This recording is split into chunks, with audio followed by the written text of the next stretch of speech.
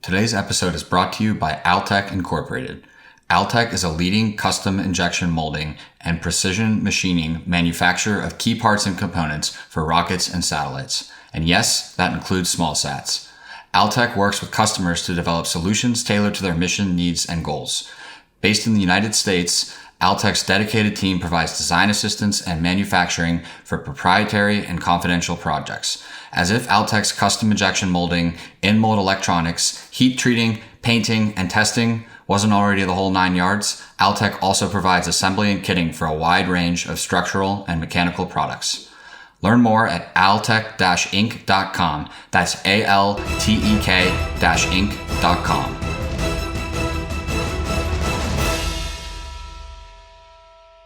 Hello, and welcome to another episode of Pathfinder. Now, this voice may be surprising. You'd normally hear from Ryan, but today I am honored to be a Payload member.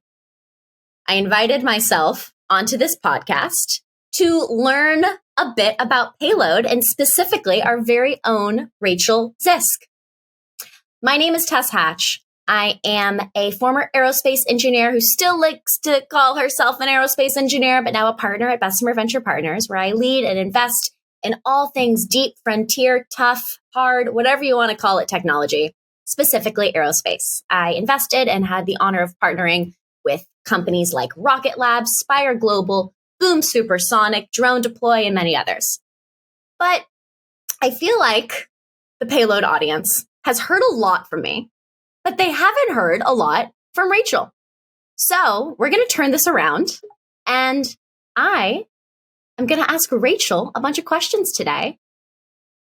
Who is Rachael?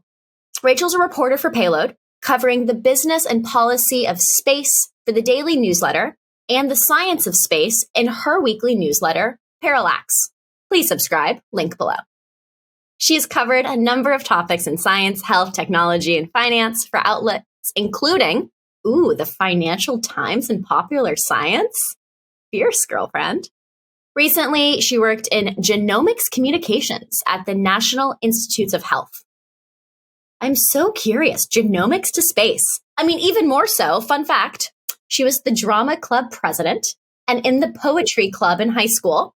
And she's a former duckboat photographer. I first have to start with, what is a duckboat? Oh, if you're not familiar with the duckboats, anyone from Boston will know what the duckboats are, but they're these old World War II, amphibious vehicles. So they drive around on land in the city, they give tours of the city, and then at the end of the tour, they go and they plunge into the Charles River. And so my first job in high school was as a photographer, a tourist photographer for these boats.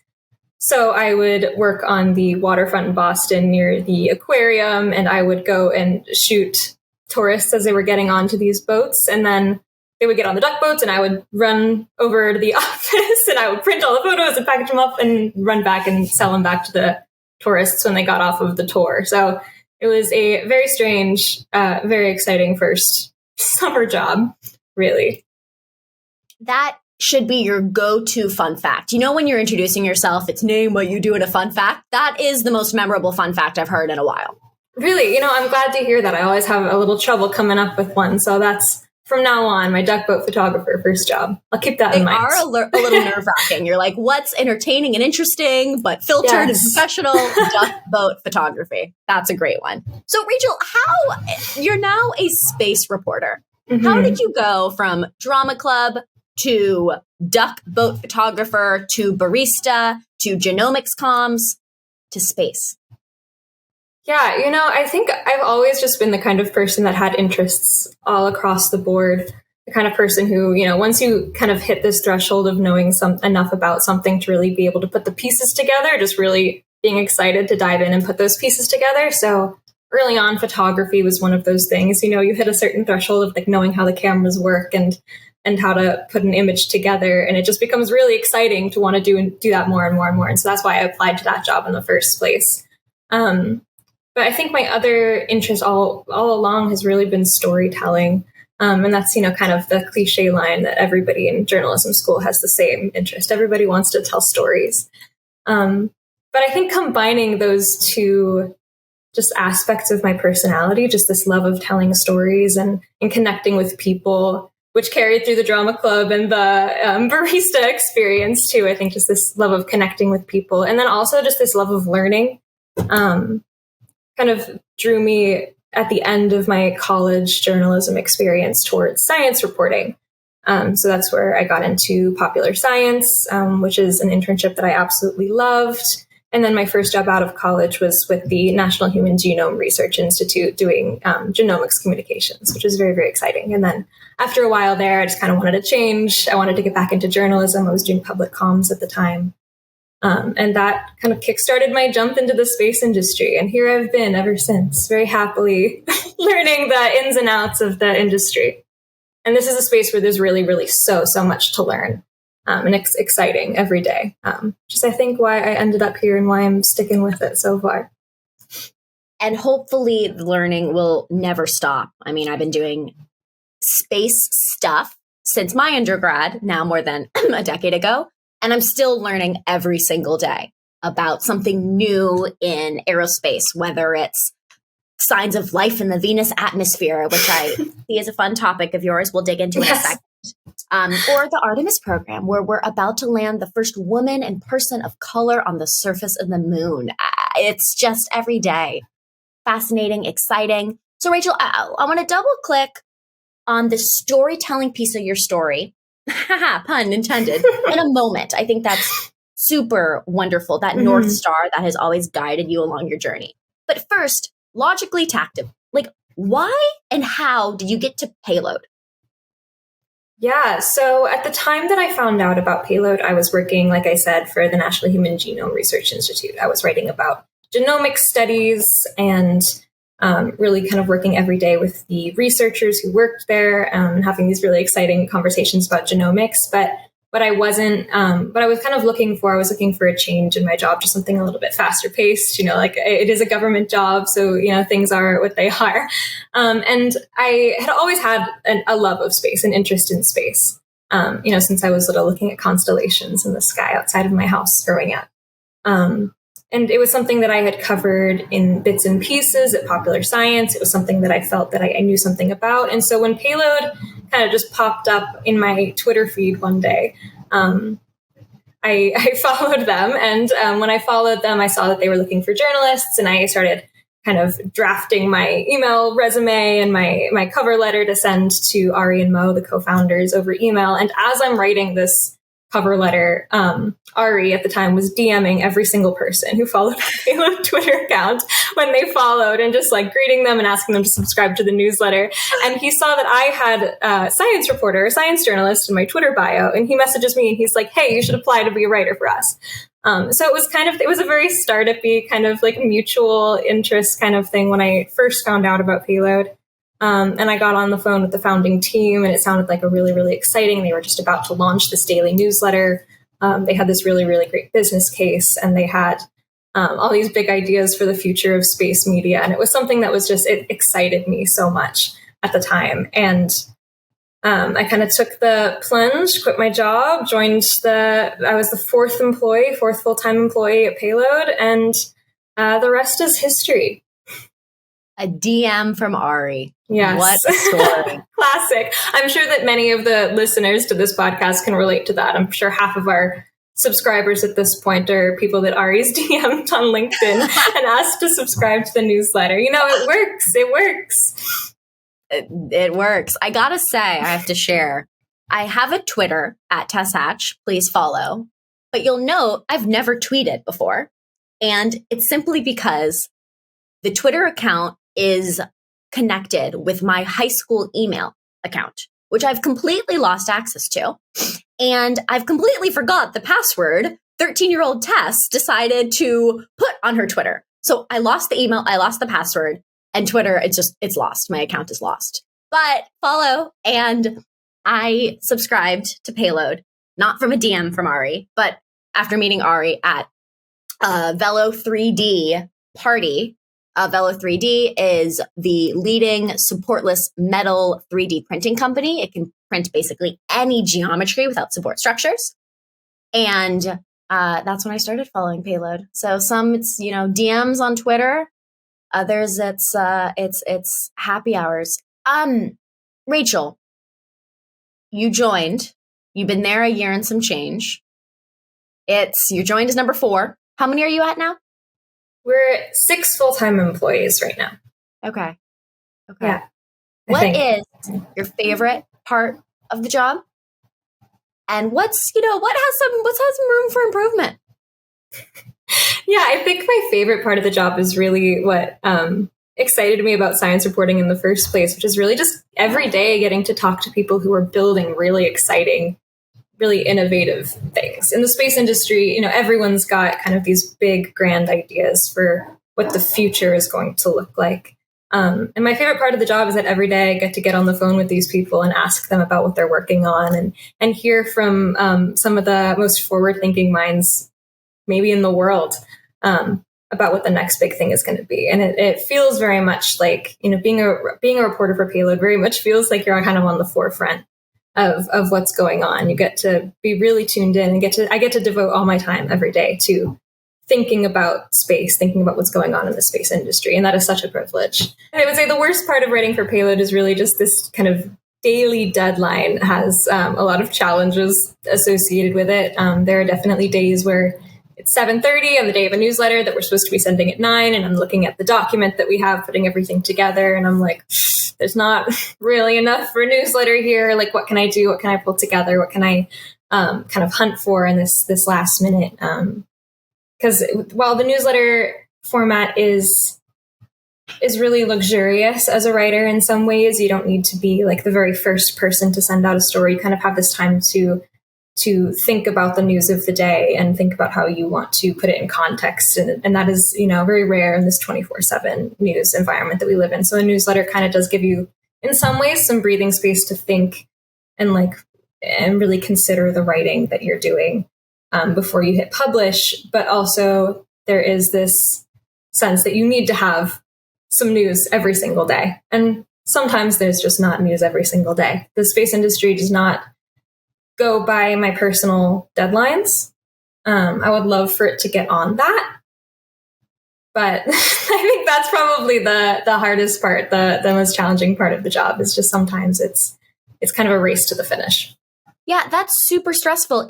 If there's nothing in space that day, what do you do? What does Payload write? I mean, the good thing about space is there's always something happening somewhere, whether it's big picture, long-term trends, or if it's, news about a contract or a launch or something that's happening that exact day. So a lot of the time when we have those moments, we'll think a little bit bigger, zoom out, do something a little bit more evergreen, which is what we call content that isn't necessarily tied to a news event, but is still kind of interesting and taps into some larger trend in the space industry. So that's how we try to think about it. Well, 2 shameless plugs. For today, the news of today, Rocket Lab is on track for our first launch from Wallops on December 16th from 6 to 8 p.m. Eastern. It could still adjust pending weather conditions, but it's our first American launch, and we're very excited. Second shameless plug, Rachael. I actually was not planning on bringing this up, but one of my fun facts is I have a space comic. It's called Really? Ada Ride from Ada Lovelace and Sally Ride.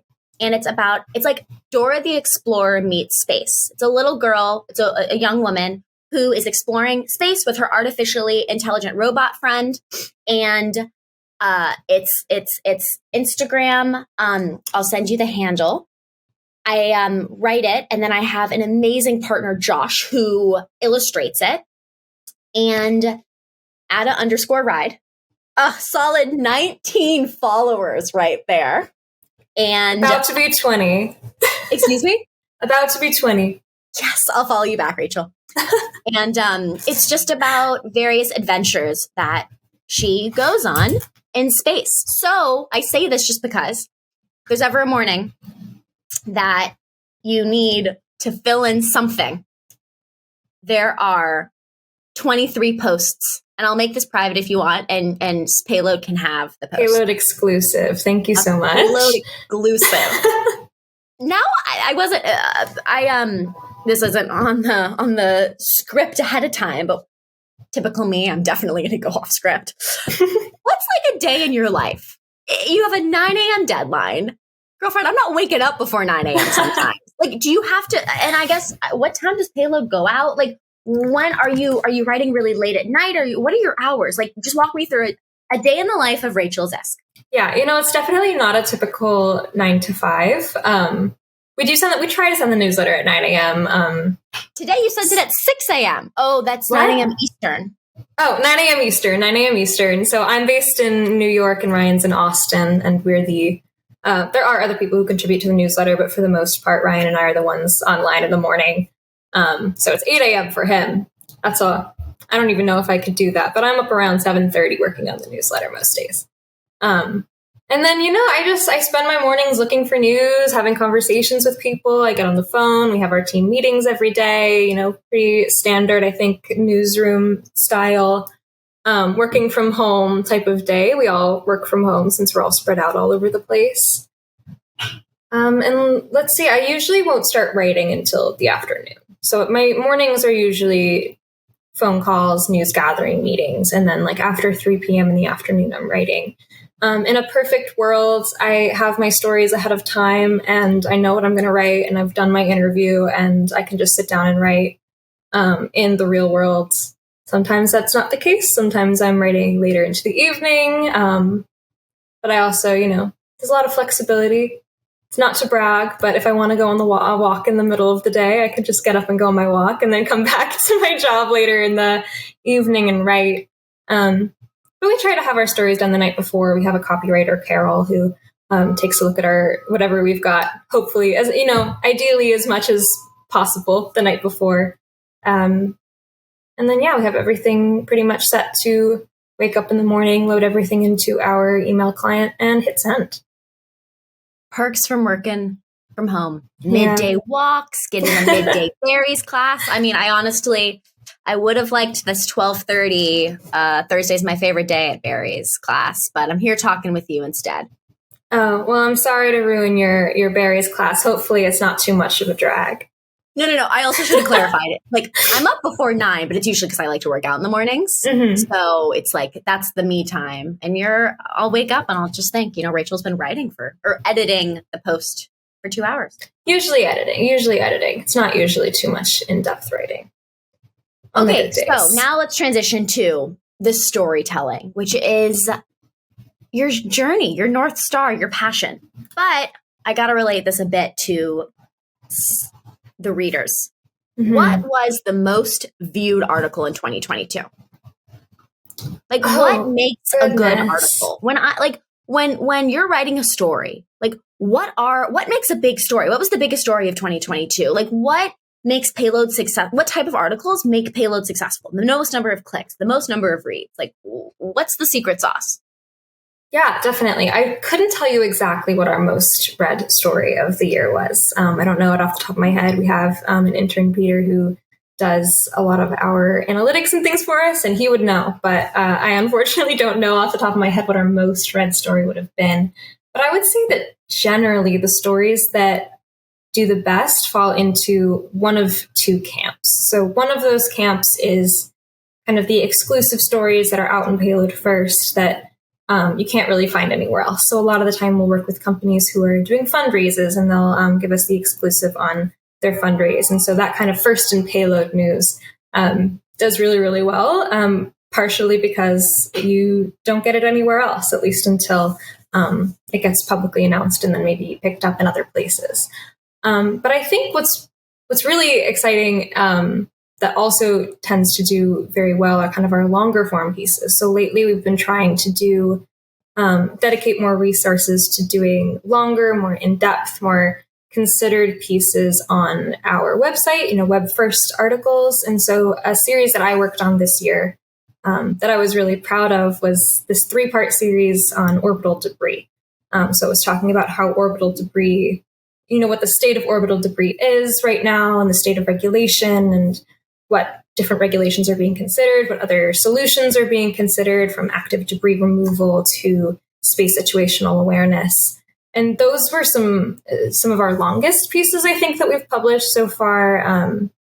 They're not crazy long. They're about 2,000 to 3,000 words each. And that series did really well. And that's also something that when in later newsletters, we're talking about a company who's maybe launching an orbital debris removal mission, or who's working on something like that, or who's increasing their efforts in space situational awareness. These are stories that we're able to link back to a lot. And so if someone's looking for more context on orbital debris, what it is, what that means, we always include that link for them to click back and get a little bit more information. So slowly we're building up this kind of backlog of really in-depth researched stories and explainers that we can use for that purpose. And those are also some of our stories that I think probably have the most clicks and have done really well, partially because we're able to repurpose them in so many ways. Orbital debris is such a fascinating issue in the industry because it's so incredibly polarizing. On one hand, some people think there's a lot of space in space. It's big. It's not a big deal. Calm down. We'll figure it out. And on the other hand, some people are like, space debris will make space unusable. And if we continue at the rate that we are, and we're not good Samaritans of our space, we're not going to be able to launch satellites.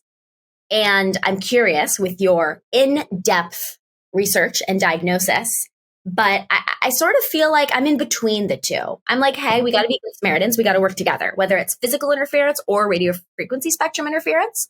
And we got to make sure we're not communicating over the same RF spectrum. And we have to make sure, obviously, we're not hitting each other, which involves the Russian military, the Chinese military, the United States, to stop doing these blow-up tests where we cause these big space debris mists and these parts of low Earth orbit unusable. But for the most part, commercial companies are working together. And we are. Recently, Spire and Capella had a potential collision. We chatted with one another. We got out of each other's way and we were fine. So I'm curious, your takeaway from your 3-piece deep dive. Yeah, absolutely. I do think that I fall not squarely, but more closely into the latter camp of people. They're kind of ringing the alarm bells, saying this is an issue that we need to be really aware of. The Kessler syndrome is not happening right now.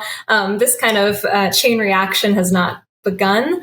But there is always that possibility. And one person being careless in low Earth orbit, at the 550 kilometer range, one person being careless in that area could be disastrous for the entire space industry. And the space industry and space technology is something that we really, really need to protect, not just for the economics in the industry, but because it's something that people use every single day.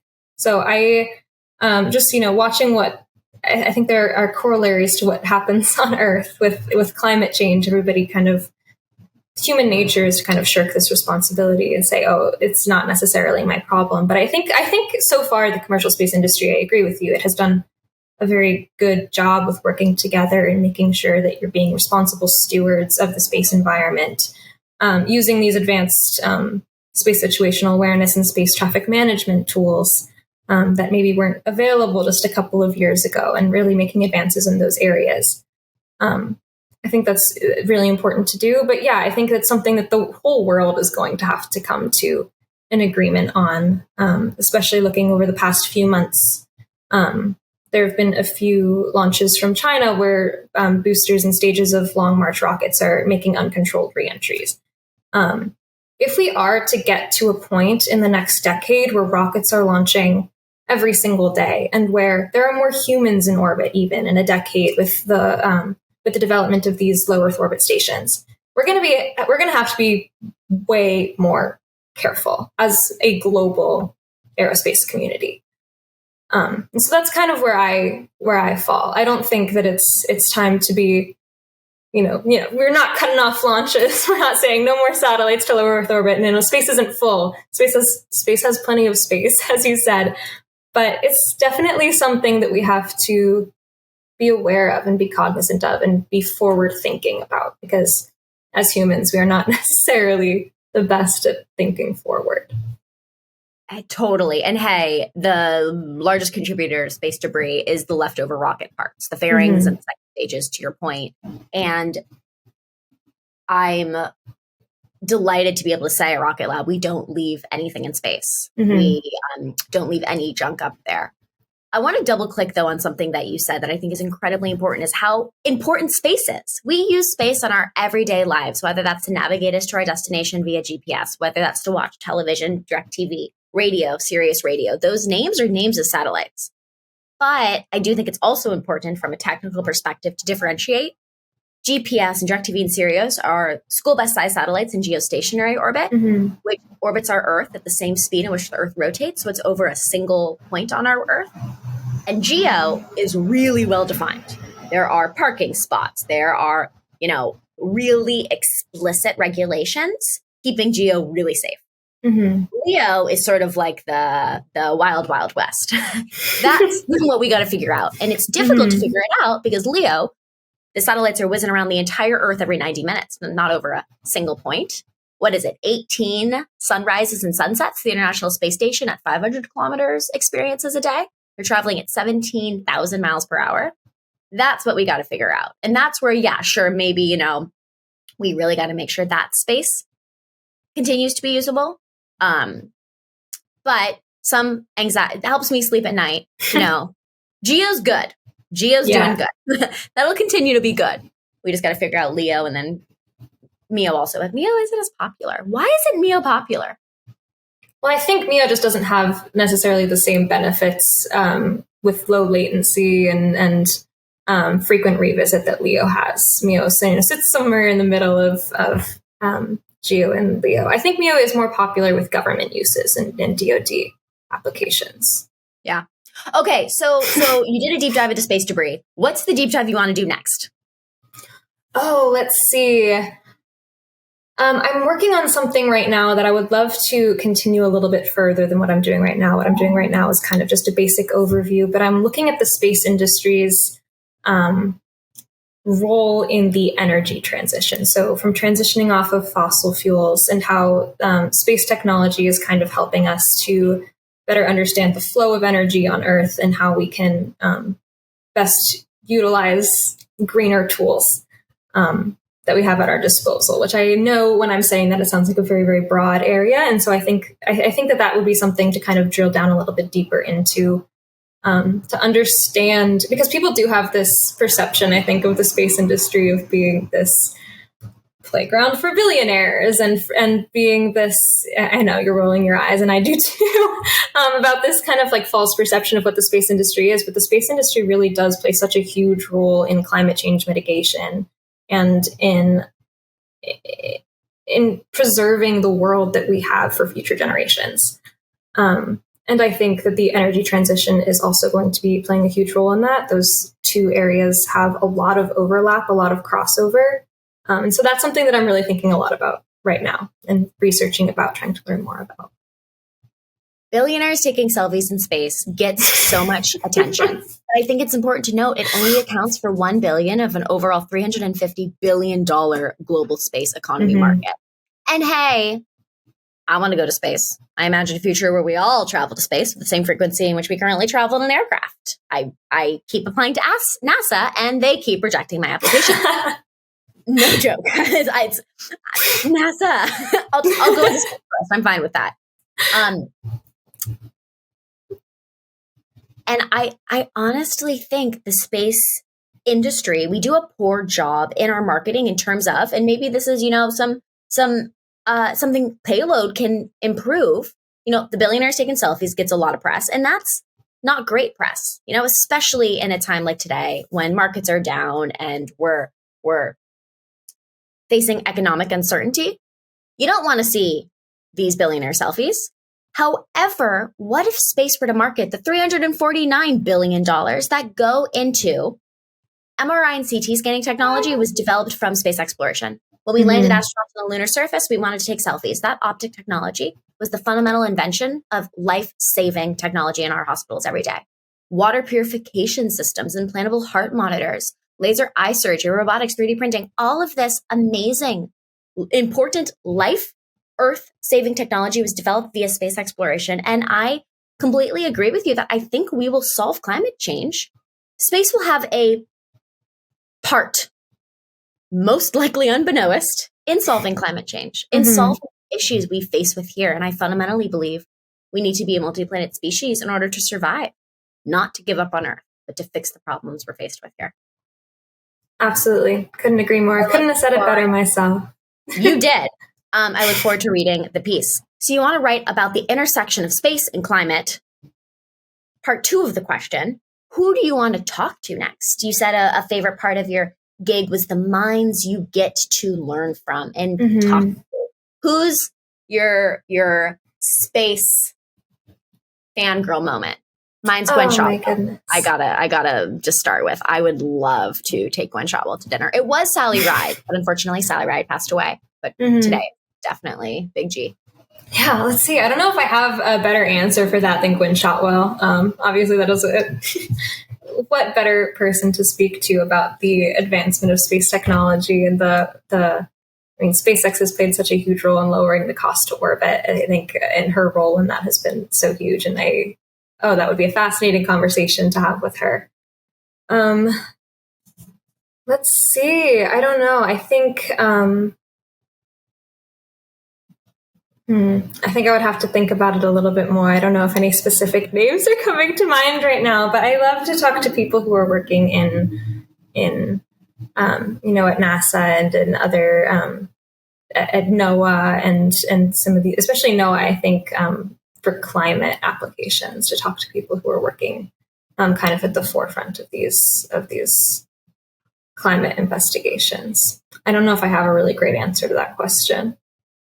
In between undergrad and grad, I was working at SpaceX, and it was, as a young female in this industry, so inspiring when Gwen Shotwell would walk down the rocket aisle floor in her red Sol Louis Vuittons, just commanding authority with class. It was, it just, was so, it provided me the confidence to be able to exude femininity in a very male-dominated industry. In terms of your space meets climate, I should connect you with Lori Garver, who was our former deputy administrator of NASA, and she's now the CEO of Earthrise Alliance, intersecting climate with space. So maybe this can be a conversation for your deep dive plus person to talk to. And she's such a trailblazer. SpaceX wouldn't be here if it weren't for her and creating the private-public partnership between NASA and SpaceX specifically for their commercial resupply missions. That was all Lori. Yeah, absolutely. That's what I should have said, because Lori Garver would be an absolutely incredible conversation to have. Oh, you've got her book here? And amazing. For her book, Escaping Gravity. Great. Okay, so 2023. We're winding down the year. Happy early holidays and New Year. Thank you to you as well. Thank you. What are your predictions for 2023? Are we going to have more billionaires? We didn't have any billionaires taking selfies this year. We had a lot in the last half of last year. Do you think we're going to have more billionaires taking selfies? Do you think we're going to start to really actually get our internet from space? What's Apple going to keep doing? What's and can you please, let's rank them in terms of most duh to let's come up with some conspiracy theories for 2023. Oh, okay. All right. Got you. I think what I'm most excited to see, especially kind of the front half of 2023, is all the moon missions that we're going to have. There are so many landers. I think there are 3 in just the next 3 months, and I'm sure that there are more planned for the later part of the year, although I would really have to dig down and count them to know exactly how many we're going. But I think humanity's grand return to the moon is something that really captures people's imaginations, and has definitely captured mine, especially with Artemis 1 coming back. And so now this, all these landers that are going to the moon and looking for water ice and trying to better understand the lunar surface, and what we could get from it, what we could build from it. In situ resource utilization, I think, is going to be a huge, it's going to be so important for building long-term lunar presences on the moon. A long-term lunar presence on the moon. And I think I'm really excited just to watch that begin. So all these landers, lunar landers from Astrobotic and Intuitive Machines, and the Hakuto R lander that Japan launched earlier this month. Yeah. are some of the things that I'm most excited to see in the near term future. Let's see. I think obviously the launch of Starship is going to be huge for the space industry. Just such an increase in the amount of mass that you can get to orbit at one time is going to have massive implications, both for our journey to the moon and eventually to Mars, as well as just for the growth of the space industry and putting more satellites in orbit, allowing us to do more things, more observation, more data gathering, more communication in the space industry. The space internet, I think, we've already started to see that expand and grow with Starlink and Kuiper and with OneWeb. I expect to see that grow even more. I'm excited to be able to actually use the internet on all my airplanes, all my flights, which is something that I think even in the last year, I've been able to do so much more than I ever was before. I always just took it for granted that I would be off the grid when I was on an airplane. And now I feel like I can actually work from an airplane, for better or for worse. I was going to say, that's not always a good thing. For someone who sleeps and watches movies on airplanes. It's my break time. But yeah, good for you. It depends on the day. If the internet's not working on my plane. Oh, sorry. Let's see. I don't know. What are you thinking? What do you have in your mind for what's coming in 2023? Oh, I like your moon Starship internet plays. Hey, I'm the interviewer. I wasn't expecting this turnaround. What's like I am a good conspiracy theorist, but what's like a non-obvious one for next year? Okay, I've got one. I've got a controversial one. I think we are starting to hit, in the hype cycle, it's the right word, trough. Sure. I don't think it's a global maximum, but global minimum, but I think it's a local minimum in the space industry. I think I would argue most, if not all, technology in the space industry today is a fantasy rocket V300. It's a Earth observation constellation satellite V30. It's a communication constellation satellite V50. And if we keep repeating, and I understand Moore's law is still continuing. So the school bus size satellite that turns into a CubeSat can now turn into a grilled cheese size satellite. Awesome. Let's continue to exponentially decrease the size and increase the power of cheap commercial off-the-shelf electronics. But as a space industry, if we don't come up with the next technical catalyst or momentum driver, the next technology that's going to push the space industry further, this local minimum is going to turn into a global minimum. Now, what are potential, and that's pretty dreary, what are the potential technologies? Asteroid mining, manufacturing in space, more lunar moon stuff. But is the timing really there? Not just for a government customer, but for a commercial customer? I don't know. Mm-hmm. And I think we need to get to the point where space isn't just used for Earth's benefit, but space is used for space's benefit. And I think the next technology driver, momentum driver, is going to be space for space, or it's necessary to keep space moving forward. There's the hot take. Mm-hmm. Interesting. I think what I am thinking kind of along those lines, where I kind of thought you were going with that, is with all of these kind of compounding data gathering and communication satellites. So with Earth observation satellites, I'm excited to see more downstream applications of that data gathering. So companies that, instead of launching their own satellites or building their own payloads to go into space, people who are really taking that data and doing something really interesting with it. So, I talked to scientists who are doing things like using radar data to measure Arctic sea ice thickness, which is something that used to have to be done by hand. People who are, tracking dark vessels and identifying illegal fishing, and who are using satellite data to do really fascinating data-driven things. That's something that I'm excited to see grow. And I think that there's such a wealth of information that stands to be gained from this incredible amount of information that we're now gathering from space. Totally agree with you. There's a lot of data coming from space, but you don't think we already have enough of those data analytics companies? Orbital Insight, Cape Analytics, Crowd AI, Space No, Skywatch. There's just so many that are already doing it. I like some of the specific markets you've mentioned. And what I found is the ones that I mentioned, they can infiltrate and expand in a single market really, really, really well. Let's say Cape for insurance and property and whatnot. But it's difficult for them to expand across multiple. So they end up going really deep in a single vertical rather than across many horizontally. That's more difficult. So I actually have a slightly different take on your theory. Sure. I'm looking forward to the ones who own the hardware to vertically integrate.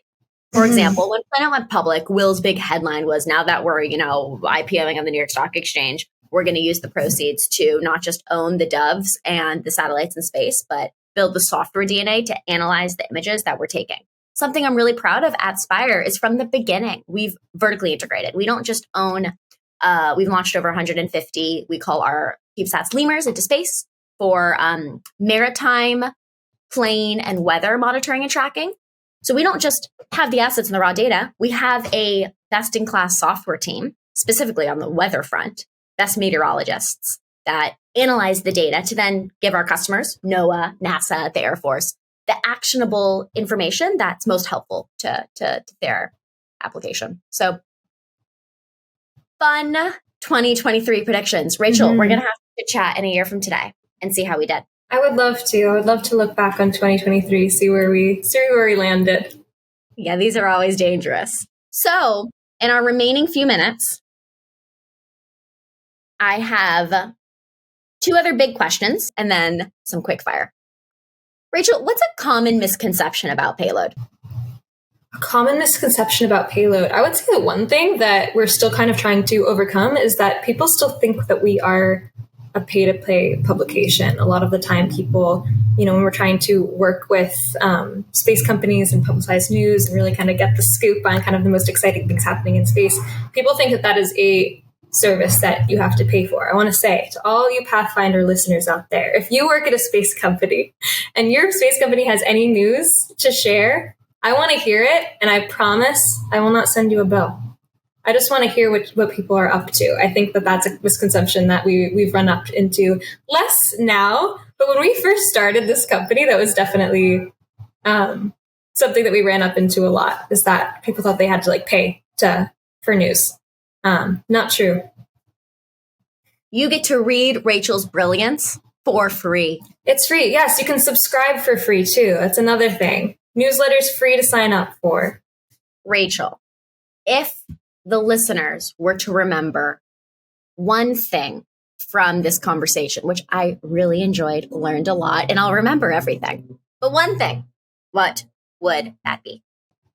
I think that looking back at the year that we've had so far and at the conversation that we've had so far, I think that I want people listening to the conversation really just to think about the role that we play in being responsible stewards of the space environment. This is something that's very near and dear to me. Thinking about how we can pursue this growth in the space industry that is, I believe, inevitable and that it really is beneficial for humankind. I think we need to think every day about how we can do that sustainably, how we can preserve the space domain for future generations. It's very important to me, and I hope that sticks with the listeners today. Well, I, for one, will sleep a whole lot better at night knowing that you are leading that charge and you're reminding us to do so every day. No, that's a really wonderful takeaway. Okay, quick fire, Rachel. 1 or 2 word answers. Okay. Would you travel to space? Absolutely. What rocket would you take? Oh, I'd have to say the Falcon 9, I think, just based on proven journeys to orbit alone. What would you take on the rocket with you? One thing. Ooh, a camera. Who would you go with? I would bring my little sister. So the adventurer of my family, 100%. Would you do a one-way trip to Mars? Ooh, maybe in 20 years. What's the difference in 20 years? Maybe longer than 20 years. I don't want to be the first one there. When you got to space, when you're experiencing zero gravity, what would be the first thing you'd do? Flips. What's your favorite space movie? Favorite space movie? Interstellar. Your favorite space show? Star Trek. Space book? It's Paolo Calvino's The Complete Cosmocomics. And space comic? What's it called? Add a ride. Rachel, That's the one. Thank you for spending the time sharing your story, sharing more about your journey, more about Payload, chit-chatting. I think both of our favorite topic, space. It was such a delight and pleasure. I hope the listeners enjoy. Thank you so much, Tess. It's been such a pleasure chatting with you today. And thank you for taking over as the host of the podcast. What is Pathfinder? Just an idea. You can host Pathfinder. Same thing. Yeah, Ryan, watch out. I'm coming for you. Coming for his job.